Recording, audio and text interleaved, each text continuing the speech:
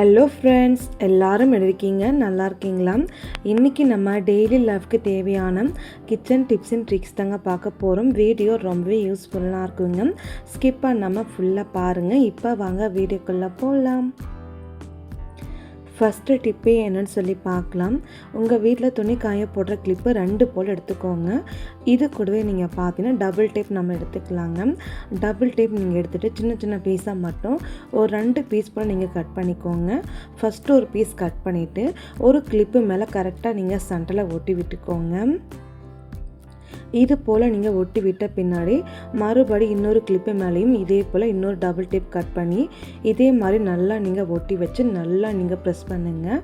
அதுக்கப்புறம் நீங்கள் மேலே இருக்கிற ஸ்டிக்கர் ரிமூவ் பண்ணிக்கலாங்க.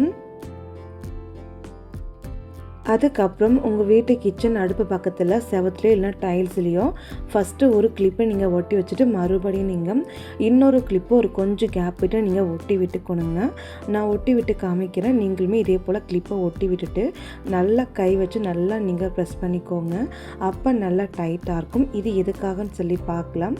நம்ம வீட்டில் கேஸ் பற்ற வைக்க லைட்டர்லாம் இருக்கு இல்லையா, பற்ற வச்சுட்டு நம்ம அங்கங்கே வச்சுருவோங்க. அந்த லைட்டர் ஃபுல்லாகவே பற்ற வச்சுட்டு இது போல் நீங்கள் வச்சுக்கலாம். மறுபடியும் எடுத்து யூஸ் பண்ணிவிட்டு மறுபடியும் வச்சுக்கலாங்க. இந்த மாதிரி யூஸ் பண்ணும்போது நமக்கு எடுக்கும் ரொம்ப ஈஸியாக இருக்கும். லைட்டர் தொலைஞ்சு போகவும் இருக்கவும் செய்யுங்க. கண்டிப்பாக இந்த டிப்ஸை நீங்கள் ட்ரை பண்ணுங்கள். அடுத்த டிப்ஸு என்னன்னு சொல்லி பார்க்கலாங்க. நம்ம வீட்டில் சுரக்காயெல்லாம் வாங்கிட்டு பெரிய சுரக்காய் வாங்கியிருந்தா பாதி கட் பண்ணிட்டு சாப்பிட்டு மிச்சம் பாதி நம்ம கவரில் போட்டு ஃப்ரிட்ஜில் நம்ம ஸ்டோர் பண்ணி வைப்போங்க.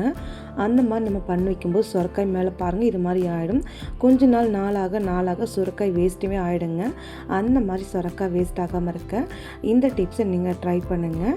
நம்ம ஒரு மாதிரி காஞ்சி பருக்கலையே அந்த சுரக்காய் அது மேலே நீங்கள் லைட்டாக கத்தி வச்சு கட் பண்ணி எடுத்துகிட்டு அதுக்கப்புறம் நல்லா இருக்கிற சுரக்காய் மேலே கொஞ்சமாக நீங்கள் எண்ணெய் ஊற்றிட்டு இது போல் சுரக்காய் மேலே எல்லா பக்கமும் அப்ளை பண்ணி விட்டுருங்க. இந்த மாதிரி நீங்கள் அப்ளை பண்ணி விட்ட பின்னாடி இதை நீங்கள் கவரில் போட்டு ஸ்டோர் பண்ணாமல் ஏதாச்சும் ஒரு பாக்ஸ் எடுத்துக்கலாங்க. இப்போ இந்த சுரக்காயை நீங்கள் சைடில் வச்சுட்டு நம்ம ஒரு பெரிய பாக்ஸ் எடுத்துக்கலாம். பாக்ஸ் எடுத்துகிட்டு பார்த்தீங்கன்னா இந்த சுரக்காய் இது மேலே நீங்கள் வச்சு விட்டுருங்க. அதுக்கப்புறம் நீங்கள் டிஷ்யூ பேப்பர் அப்போல்லாம் நீங்கள் நார்மல் பேப்பர் எடுத்துகிட்டு இது மேலே நீங்கள் வச்சு விட்டுருங்க. இது போல் நீங்கள் வச்சு விட்ட பின்னாடி எப்போதும் போல் க்ளோஸ் பண்ணி மூடி போட்டு ஃப்ரிட்ஜுக்குள்ளே வச்சிங்கன்னா 10 நாள் ஆனாலும் சரிங்க, சுரக்காய் ஒன்றுமே ஆகாது, நல்லா ஃப்ரெஷ்ஷாகவே இருக்குங்க. கண்டிப்பாக இந்த டிப்ஸை நீங்கள் ட்ரை பண்ணுங்கள். இந்த டிப்ஸ் உங்களுக்கு யூஸ்ஃபுல்லாக இருக்குன்னு நினச்சிங்கன்னா மறக்காமல் ஒரு லைக் பண்ணிக்கோங்க.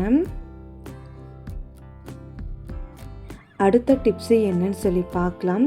நம்ம வீட்டில் வாழைக்காய் வாங்கிட்டு வந்தாலே பார்த்தீங்கன்னா மேலே இருக்கிற தோல் நம்ம சீவும் போதே வாழைக்காய் ஒரு மாதிரி கலர் மாறி போயிடுங்க. அந்த மாதிரி கலர் மாறாமல் இருக்க இந்த டிப்ஸை நீங்கள் ட்ரை பண்ணுங்கள். வாழைக்காய் நீங்கள் சைடில் வச்சுட்டு ஒரு அகலமான பாத்திரம் எடுத்துக்கோங்க. தண்ணி நம்ம சேர்த்துக்கலாம். கொஞ்சமாக மஞ்சள் தூள், கொஞ்சமாக நம்ம சால்ட்டு சேர்த்துக்கலாங்க. அதுக்கப்புறம் எப்போதும் போல் நீங்கள் வாழைக்காய் கட் பண்ணி நீங்கள் தண்ணிக்குள்ளே நீங்கள் போட்டு விட்டுருங்க. நார்மல் தண்ணியில் நீங்கள் போட்டாலுமே கொடுங்க வாழைக்காய் கலர் மாறிடும். ஆனால் இந்த மாதிரி மஞ்சள் உப்பு கலந்த தண்ணியில் நீங்கள் வாழைக்காய் கட் பண்ணி சேர்த்திங்கன்னா கலர் மாறாது. இந்த தண்ணியை நீங்கள் ஃப்ரிட்ஜுக்குள்ளே அப்படியே வச்சுட்டு 2 நாள் கழித்து நீங்கள் வாழைக்காய் எடுத்து நீங்கள் செய்யலாம். அப்படிலாம் நீங்கள் உடனாவும் செய்யலாங்க. இந்த மாதிரி நீங்கள் பண்ணும்போது வாழைக்காய் சுத்தமாக கலர் மாறவும் செய்யாது. கண்டிப்பாக இந்த டிப்ஸை நீங்கள் ட்ரை பண்ணி பாருங்கள். இந்த டிப்ஸ் உங்களுக்கு யூஸ்ஃபுல்லாக இருக்குன்னு நினச்சிங்கன்னா ப்ளீஸ் மறக்காமல் ஒரு லைக் பண்ணிக்கோங்க.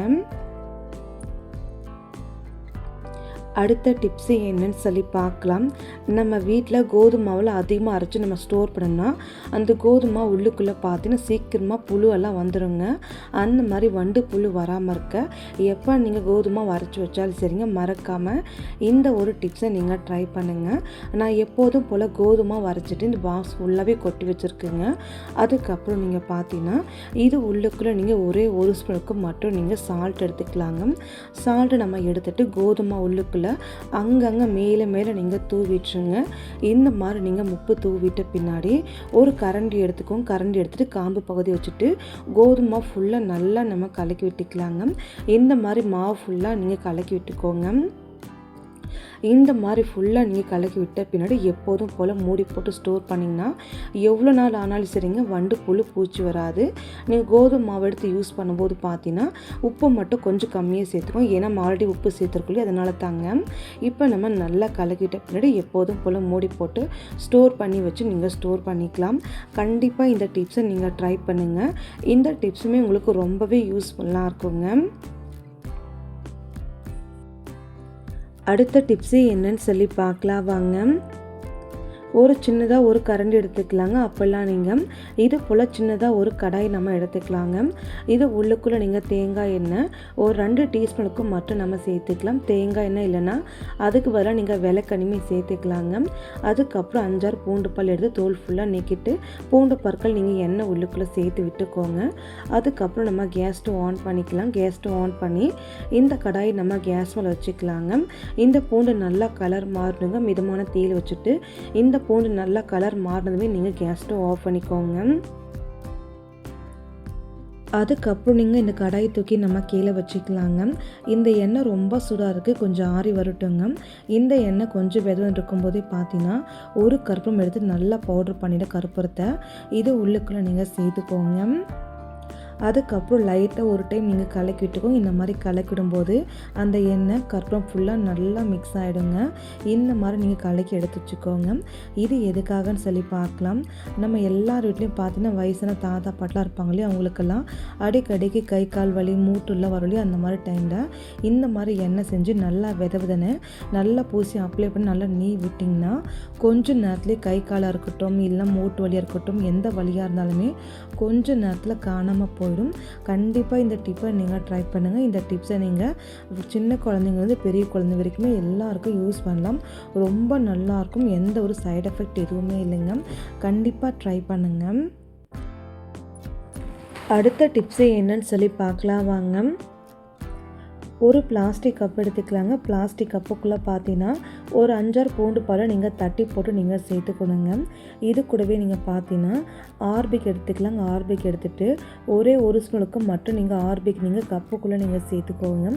இது கூடவே நம்ம மஞ்சள் தூள் ஒரு 1/2 ஸ்பூனுக்கு மட்டும் மஞ்சள் தூள் நீங்கள் சேர்த்துக்கோங்க. அதுக்கப்புறம் மிளகாய் தூளும் ஒரு 1/2 ஸ்பூனுக்கு நீங்கள் சேர்த்துக்கோங்க. இது கூடவே நான் பார்த்தீங்கன்னா சால்ட்டுமே ஒரு ஸ்பூனுக்கும் மட்டும் சேர்த்துக்கிட்டேன். அதுக்கப்புறம் நம்ம ஸ்பூன் வச்சு நல்லா நம்ம கலந்து விட்டுடலாம். இந்த மாதிரி நல்லா கலந்து விட்ட பின்னாடி ஃபஸ்ட்டு ஒரு கிளாஸ் தண்ணி நீங்கள் ஊற்றிட்டு அதுக்கப்புறம் மறுபடியும் ஒரு ஸ்பூன் வச்சுட்டு நல்லா நம்ம கலந்து விட்டுடலாம். இந்த மாதிரி நீங்கள் கலந்து விட்ட பின்னாடி இது கூடவே இன்னும் ஒரு பொருள் நீங்கள் சேர்க்கணுங்க. அது என்னன்னு சொல்லி பார்த்தோன்னா நாப்திலின்ஸ் பால்ஸுங்க. அதாவது பூச்சுருண்டை ஒரே ஒரு பூச்சுருண்டை எடுத்துகிட்டு நல்லா பவுடர் பண்ணிவிட்டு இந்த கப்பு உள்ளுக்குள்ளே நீங்கள் சேர்த்துக்கோங்க. அதுக்கப்புறம் மறுபடியும் நீங்கள் ஸ்பூன் வச்சுட்டு நல்லா நம்ம கலந்து விட்டுடலாம். நல்லா கலந்து விட்ட பின்னாடி நம்ம இன்னும் கொஞ்சம் தண்ணி சேர்த்துக்கலாங்க. பாருங்கள், 1/2 கிளாஸ் தண்ணி போல் மட்டும் நம்ம சேர்த்தாச்சுங்க. அதுக்கப்புறம் ஒரு டைம் நல்லா கலந்து விட்டுடலாம். இந்த தண்ணி நீங்கள் 1 மணி நேரம் போல் ஊற விட்டுருங்க. அது வரைக்கும் நம்ம டிஸ்டர்ப் பண்ண வேணாம். இப்போ பாருங்கள் ஃப்ரெண்ட்ஸ், 1 மணி நேரம் போல் ஆகிடுச்சுங்க. 1 மணி நேரம் கழிச்சு ஒரு ஸ்பூன் வச்சு நல்லா நம்ம கலந்து விட்டுடலாம்.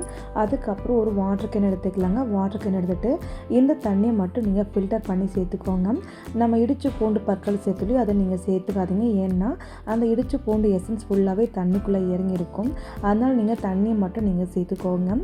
அதுக்கப்புறம் நீங்கள் எப்போதும் போல் மூடி போட்டு க்ளோஸ் பண்ணிக்கோங்க.